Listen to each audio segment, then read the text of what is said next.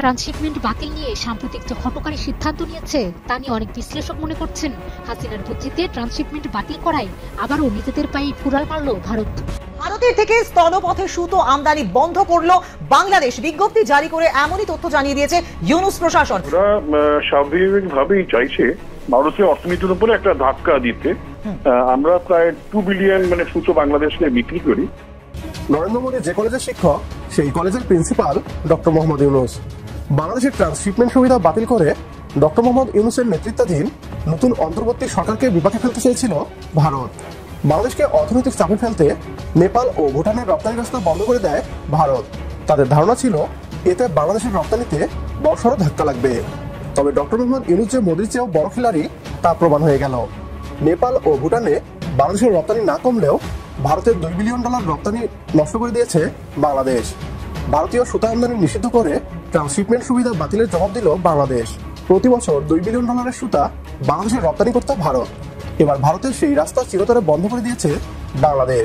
Finally Bharat এবং বাংলাদেশের মধ্যে এই যে ব্যবসা বাণিজ্যের একটা যুদ্ধ চলছে, বাংলাদেশের সাথে বাণিজ্য যুদ্ধে জড়াতে চায় না ভারত। আওয়ামী লীগ সরকার পতনের পর থেকে ভারত বাংলাদেশের সম্পর্ক নিয়ে চলছে বৈরিতা। শেখ হাসিনাকে ফেরত পাঠানো সহ বেশ কিছু বাণিজ্যিক চুক্তি ইস্যুতে মোদী সরকারের সাথে অন্তর্বর্তী সরকারের দফায় দফায় চলছে আলোচনা। এর মধ্যেই গত 8 এপ্রিল বাংলাদেশের ট্রান্সশিপমেন্ট সুবিধা বাতিল করেছে ভারত।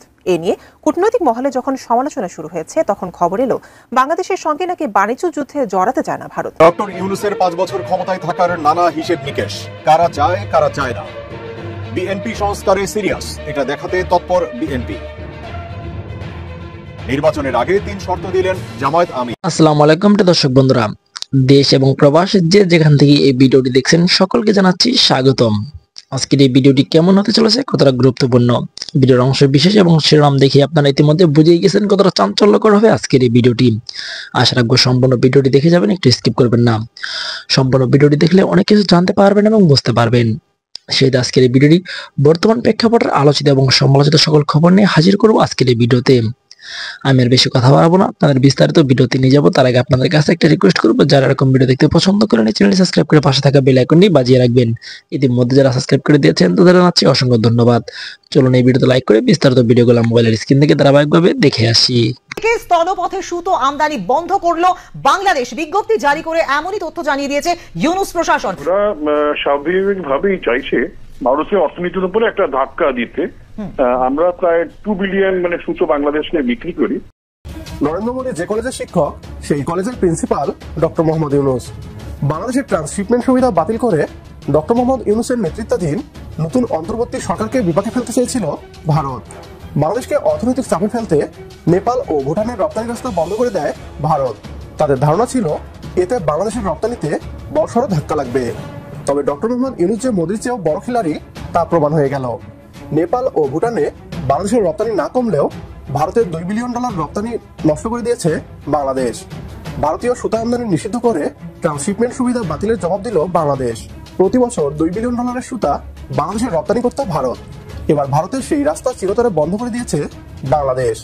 এ নিয়ে কি বলছে পশ্চিমবাংলা মিডিয়া, আসুন তা দেখি।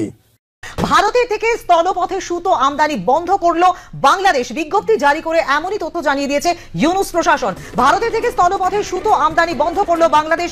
বিজ্ঞপ্তি জারি করে নয়া সিদ্ধান্ত জানিয়ে দিল ইউনুসের প্রশাসন। ভারত থেকে স্থলপথে সুতো আমদানি বন্ধ করলো বস্ত্রশিল্পের জন্য অন্যতম প্রয়োজনীয় কাঁচামাল সুতো। বাংলাদেশে বস্ত্রশিল্পের ক্ষেত্রে ভারত থেকে আমদানি করা সুতো ব্যবহারের যথেষ্ট চল রয়েছে। ভারত থেকে স্থলপথে সুতো আমদানি যা বন্ধ করে দিল বাংলাদেশ। মঙ্গলবার বাংলাদেশের জাতীয় রাজস্ব বোর্ড থেকে বিজ্ঞপ্তি জারি করে এই সিদ্ধান্ত জানানো হয়েছে। বিজ্ঞপ্তি অনুসারে বাংলাদেশের বেনাপোল, ভোমরা, সোনা মসজিদ, বাংলা বান্ধা এবং বুড়িমারি স্থলবন্দর দিয়ে সুতো আমদানি বন্ধ করা হয়েছে। মূলত এই স্থলবন্দরগুলো দিয়েই ভারত থেকে সুতো আমদানি করত বাংলাদেশ। বাংলাদেশি সংবাদ মাধ্যমে এই সিদ্ধান্ত শুধু স্থলপথে সুতো আমদানির ক্ষেত্রেই কার্যকর। ভারত থেকে স্থলপথে সুতো আমদানি বন্ধ করে দিল বাংলাদেশ। আজ বাংলাদেশের জাতীয় রাজস্ব বোর্ড থেকে বিজ্ঞপ্তি জারি করে এই সিদ্ধান্ত জানানো হয়েছে। ভারত থেকে স্থলপথে সুতো আমদানি বন্ধ করে দিল বাংলাদেশ। আজই বাংলাদেশের জাতীয় রাজস্ব বোর্ড থেকে বিজ্ঞপ্তি জারি করে এই সিদ্ধান্ত জানানো হয়েছে।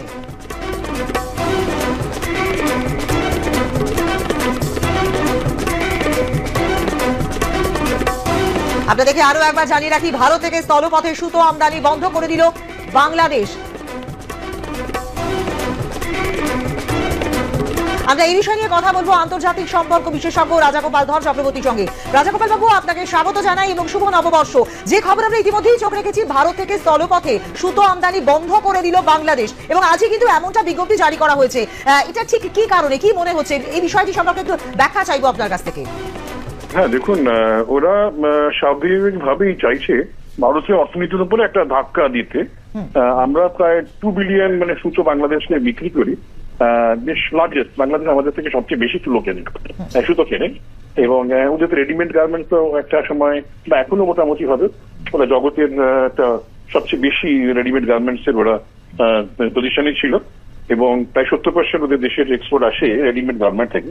সুতো খুব প্রয়োজন হয়, ওরা আমাদের দেশ থেকে কেনে, আমেরিকা থেকে কেনে, বেনাইন থেকে কেনে, অনেক দেশ থেকে কেনে। এখন ওরা আমাদের দেশ থেকে কিনে আনা ঠিক করেছে, তো বেশ বড় অঙ্কের টাকা আমরা ওদের দেশে এক্সপোর্ট করি। এটা আমাদের যারা কটন ইন্ডাস্ট্রির তো একটা নিঃসন্দেহে বড় ধাক্কা। এটা 8 মাস ধরে চলছে। এখন নিশ্চয়ই যারা কটন ইন্ডাস্ট্রি পরিচালনা করেন তারা নিশ্চয়ই বিকল্প মার্কেটের সন্ধানে যারা গেছেন। আমরাও ব্রাজিলে বিক্রি করি, আমরা ভিয়েতনামে বিক্রি করি, হ্যাঁ, চায়নায় বিক্রি করি। এবং সেখানকার মার্কেটটাকে আমাদের না বাড়াতে পারলে আমাদের কটন ইন্ডাস্ট্রিতে একটা কিন্তু মন্দা আসার সম্ভাবনা রয়ে গেছে। বাংলাদেশে অসংখ্য সুতা তৈরি শিল্প কারখানা রয়েছে, তবে পোশাক শিল্পের মালিকরা ভারত থেকেই সুতা আমদানি করে পোশাক তৈরি করে থাকে। বাংলাদেশের নিজস্ব সুতা তৈরি শিল্প ঢুকছিল ভারতের আমদানিকৃত সুতার জন্য। ডক্টর মোহাম্মদ ইউনূসের নেতৃত্বাধীন নতুন অন্তর্বর্তী সরকার দেশীয় শিল্পকে প্রাধান্য দিচ্ছেন এবং ভারতীয় পণ্যমুক্ত বাংলাদেশ গড়ার লক্ষ্যে এগিয়ে যাচ্ছেন। ভারত বাংলাদেশকে ট্রান্সশিপমেন্ট সুবিধা বাতিল করে 1600 কোটি টাকার লোকসান করেছে। জবাবে বাংলাদেশ ভারতের 2200 কোটি রুপি রপ্তানি আয় ছিনিয়ে নিল। এভাবেই ভারতের করা প্রতিটি অন্যায়ের যথাযথ জবাব দেওয়া হোক। আওয়ামী লীগ সরকার পতনের পর থেকে ভারত বাংলাদেশের সম্পর্ক নিয়ে চলছে বৈরিতা। শেখ হাসিনাকে ফেরত পাঠানো সহ বেশ কিছু বাণিজ্যিক চুক্তি ইস্যুতে মোদী সরকারের সাথে অন্তর্বর্তী সরকারের দফায় দফায় চলছে আলোচনা। এর মধ্যেই গত 8 এপ্রিল বাংলাদেশের ট্রান্সশিপমেন্ট সুবিধা বাতিল করেছে ভারত। এ নিয়ে কূটনৈতিক মহলে যখন সমালোচনা শুরু হয়েছে, তখন খবর এলো বাংলাদেশের সঙ্গে নাকি বাণিজ্য যুদ্ধে জড়াতে চায় না ভারত। বিস্তারিত শাহাদাত রিফাতের রিপোর্টে। দীর্ঘদিন ধরে ট্রান্সশিপমেন্ট সুবিধার মাধ্যমে ভারতের বন্দর ব্যবহার করে তৃতীয় দেশ থেকে পণ্য আনা নেওয়া করত বাংলাদেশ, যা সম্প্রতি বাতিল করে দিয়েছে মোদী সরকার।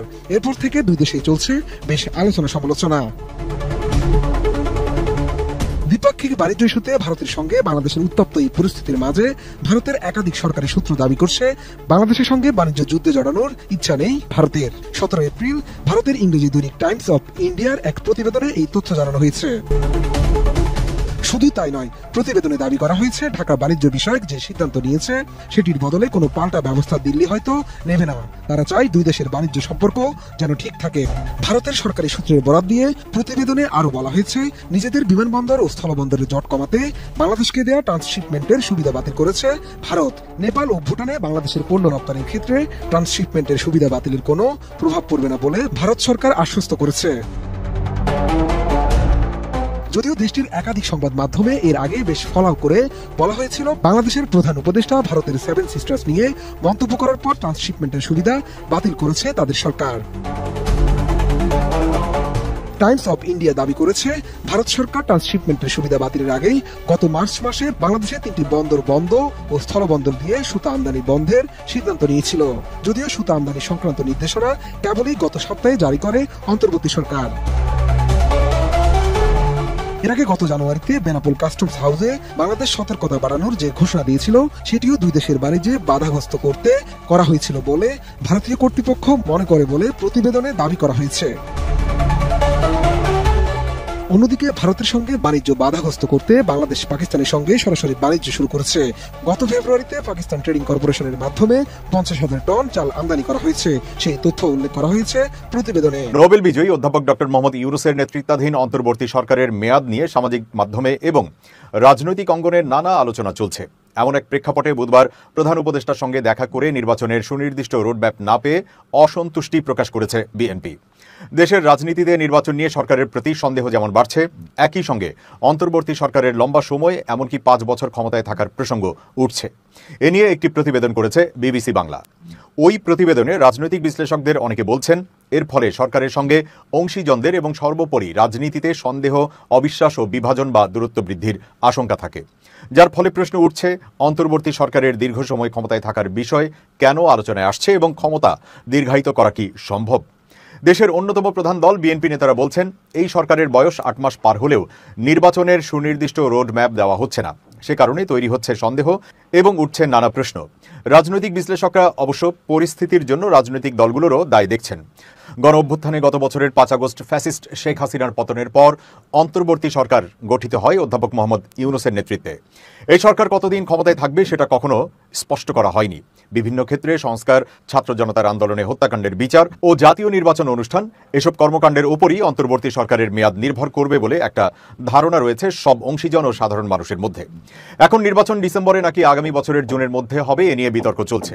নির্বাচনের সময় নিয়ে এই বিতর্কের মধ্যে কিছুদিন ধরে অন্তর্বর্তী সরকারের 5 বছর ক্ষমতায় থাকার প্রসঙ্গে নানা আলোচনা চলছে সামাজিক মাধ্যমে। যেই আলোচনা সরকারের কোনো কোনো উপদেষ্টা ও রাজনীতিকদের কারো কারো বক্তব্য এতে নতুন মাত্রা যুক্ত করে।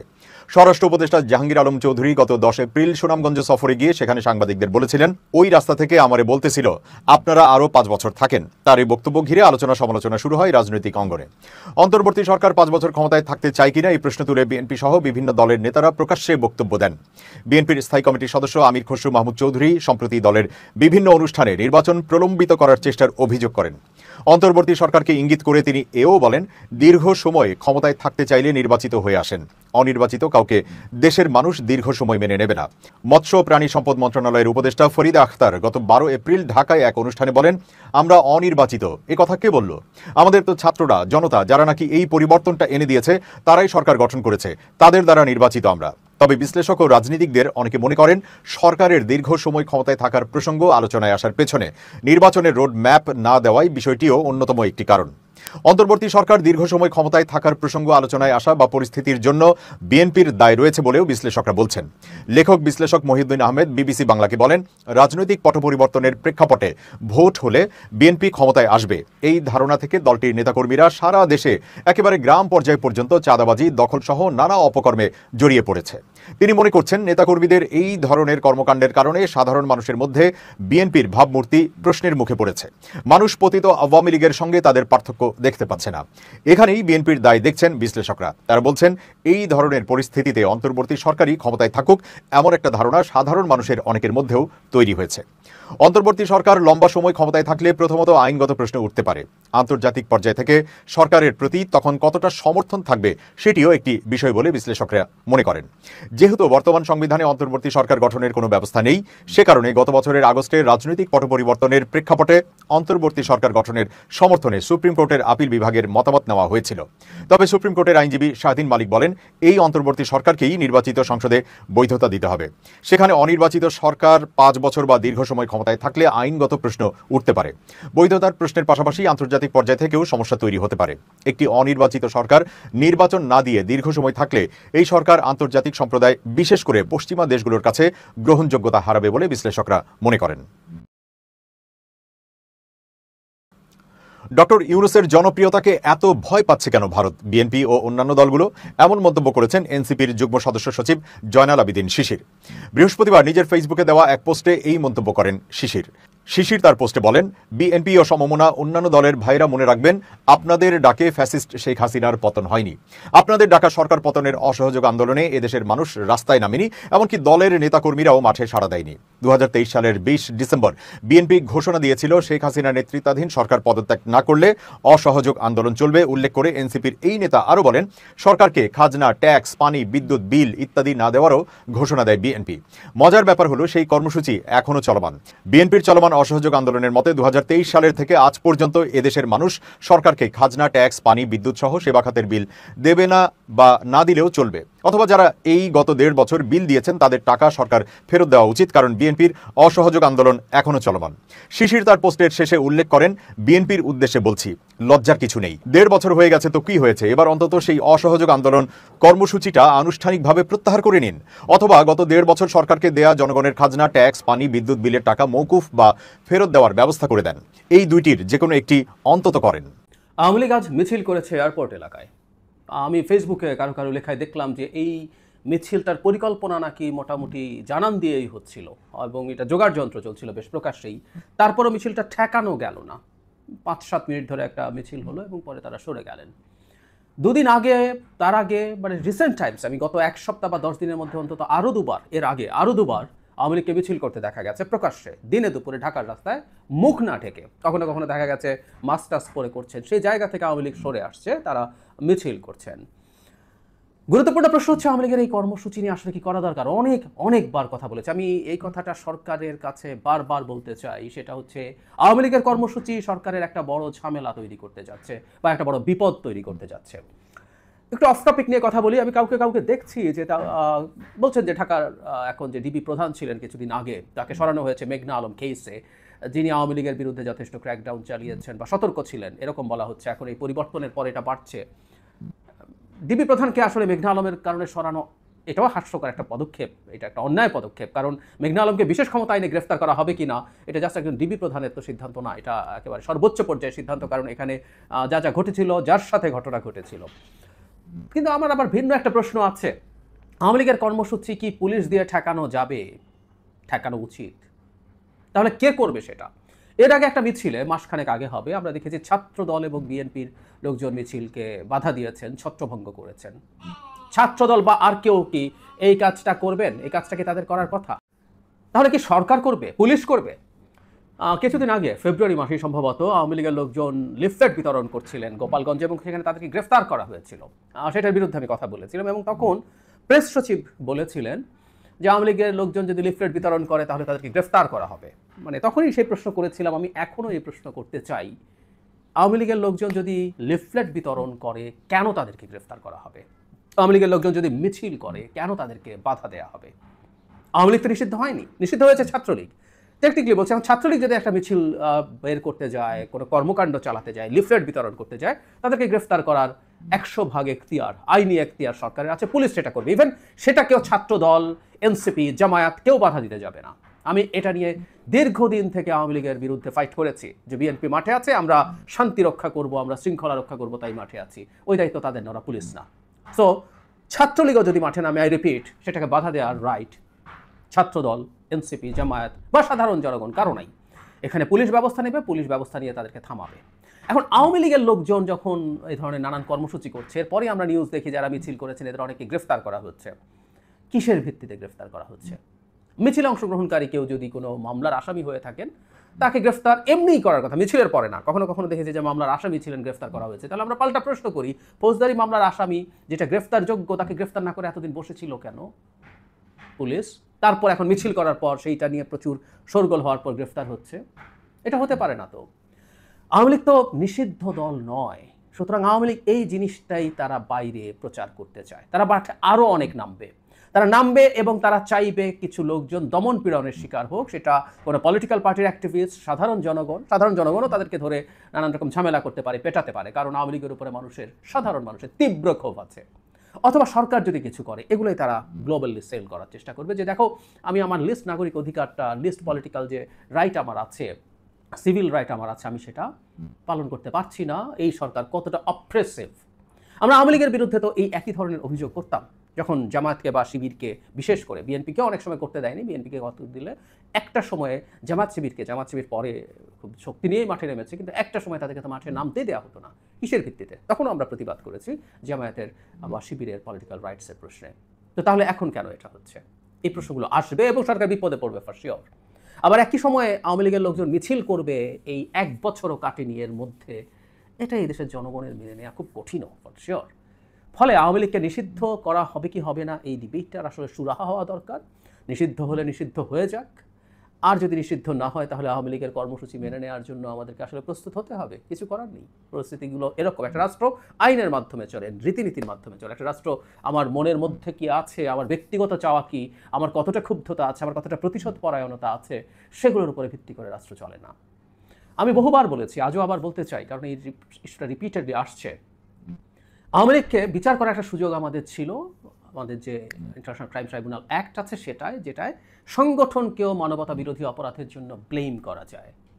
এটা আওয়ামী লীগই করেছিল, কিন্তু এই সরকার তার ফাইনাল যে সংশোধনী পেশ করলো তাতে এটা সরকার তুলে দিয়েছে। তার মানে আওয়ামী লীগকে মানবতা বিরোধী অপরাধের জন্য আর ব্লেম করার সুযোগ থাকলো না, অন্তত এক্সিস্টিং যে আইন অধ্যাদেশ জারি হয়েছে এটা আবার সংশোধন করা যাবে না তা না। কিন্তু এখন অন্তত দুইভাবে আওয়ামী লীগকে নিষিদ্ধ করা যায়। একটা হচ্ছে সন্ত্রাস দমন আইন 2009 সালের যেটা, আরেকটা হচ্ছে পলিটিক্যাল পার্টি অর্ডিন্যান্স 1978।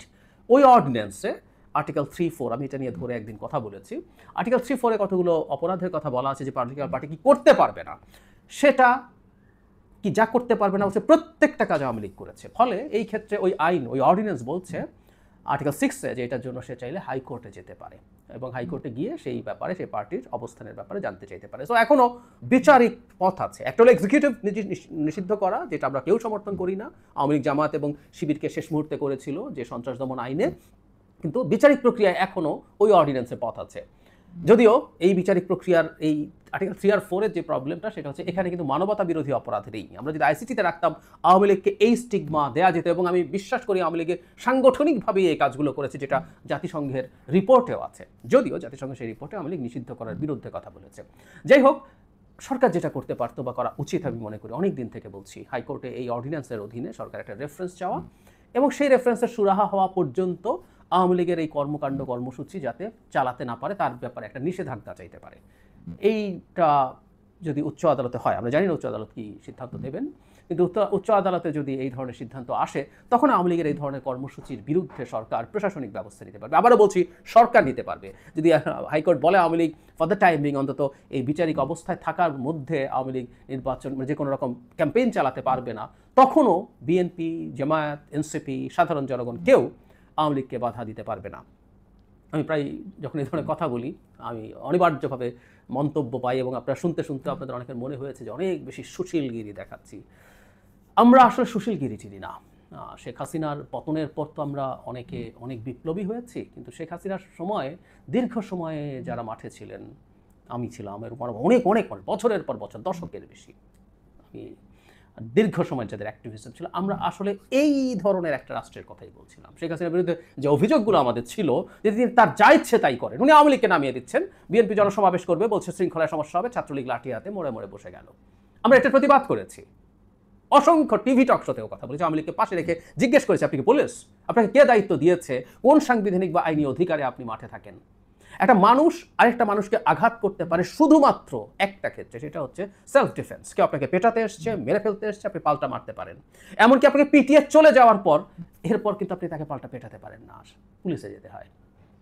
আপনি এই অজুহাত দেখাতে পারবেন না যে ওকে পিটিয়েছে তাই আমি গিয়ে পিটিয়ে এসেছি। ইনস্ট্যান্টলি তার পেটানো ঠেকানোর জন্য আপনি তাকে আঘাত করতে পারেন, কিন্তু যদি পালিয়ে যায় তারপর গিয়ে আর পেটানো যায় না। আবারও বলছি, খুব বেশি সুশীল কথা মনে হতে পারে, বাট একটা স্টেট এভাবেই কাজ করতে হবে। এই লড়াইটা আওয়ামী লীগের সময় করেছি, এই লড়াইটা এখনও করবো। সব গালিটা লিখে আওয়ামী লীগের লোকজনের বিচার হোক, আমরা চাই বিচারের সর্বোচ্চ শাস্তি হলে সর্বোচ্চ শাস্তি হবে, সেটা এক্সিকিউশন চাই। কিন্তু কোর্টের মধ্যে তাদেরকে নিয়ে যাওয়া হচ্ছে, তখন লোকজন তাদেরকে পেটাচ্ছে, তার বিরুদ্ধে কথা বলেছি, বলবো, ভবিষ্যতেও বলে যাব। সো আমি মনে করি সরকারের সামনে একটা বড় ঝুঁকি আছে।